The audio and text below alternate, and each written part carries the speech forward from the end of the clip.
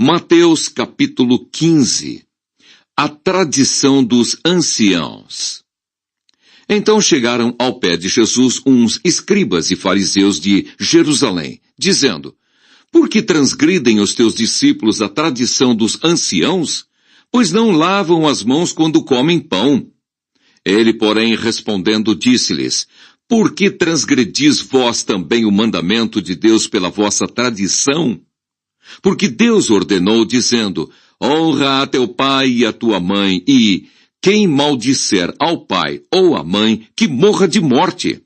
Mas vós dizeis: qualquer que disser ao pai ou à mãe, é oferta ao Senhor, o que poderias aproveitar de mim? Esse não precisa honrar nem a seu pai, nem a sua mãe. E assim invalidastes pela vossa tradição o mandamento de Deus. Hipócritas! Bem profetizou Isaías a vosso respeito, dizendo: Este povo honra-me com os seus lábios, mas o seu coração está longe de mim. Mas em vão me adoram, ensinando doutrinas que são preceitos dos homens. E chamando a si a multidão, disse-lhes: Ouvi e entendei. O que contamina o homem não é o que entra na boca, mas o que sai da boca. Isso é o que contamina o homem. Então, acercando-se dele os seus discípulos, disseram-lhe: Sabes que os fariseus, ouvindo essas palavras, se escandalizaram? Ele, porém, respondendo, disse: Toda planta que meu Pai Celestial não plantou será arrancada. Deixai-os. São condutores cegos. Ora, se um cego guiar outro cego, ambos cairão na cova. E Pedro, tomando a palavra, disse-lhe: Explica-nos essa parábola. Jesus, porém, disse: Até vós mesmos estáis ainda sem entender? Ainda não compreendeis que tudo o que entra pela boca desce para o ventre e é lançado fora? Mas o que sai da boca procede do coração, e isso contamina o homem. Porque do coração procedem os maus pensamentos, mortes, adultérios, prostituição, furtos, falsos testemunhos e blasfêmias. São essas coisas que contaminam o homem, mas comer sem lavar as mãos, isso não contamina o homem. A mulher cananeia. E partindo Jesus dali, foi para as partes de Tiro e de Sidom.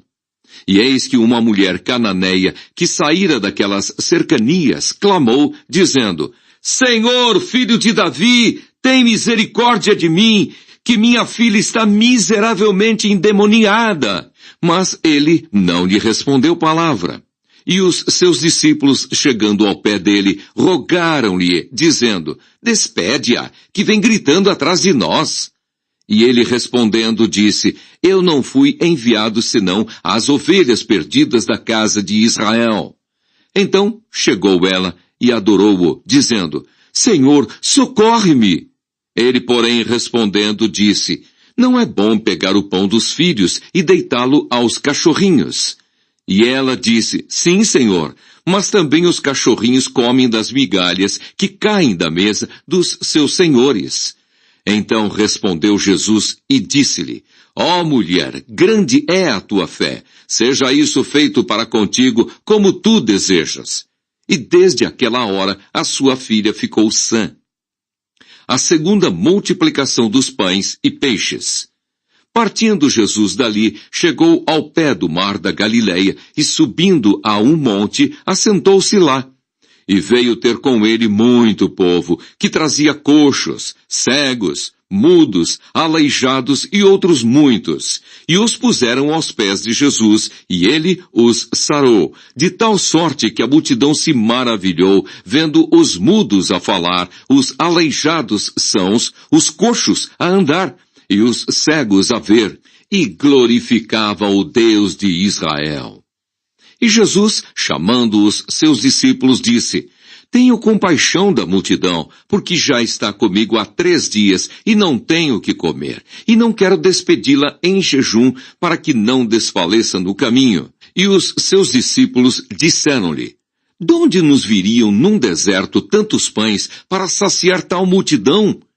E Jesus disse-lhes: Quantos pães tendes?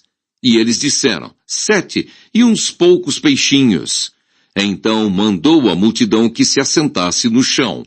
E tomando os 7 pães e os peixes, e dando graças, partiu-os e deu-os aos seus discípulos, e os discípulos à multidão.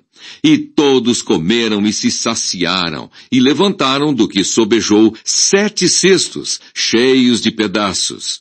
Ora, os que tinham comido eram 4.000 homens, além de mulheres e crianças. E tendo despedido a multidão, entrou no barco e dirigiu-se ao território de Magdala.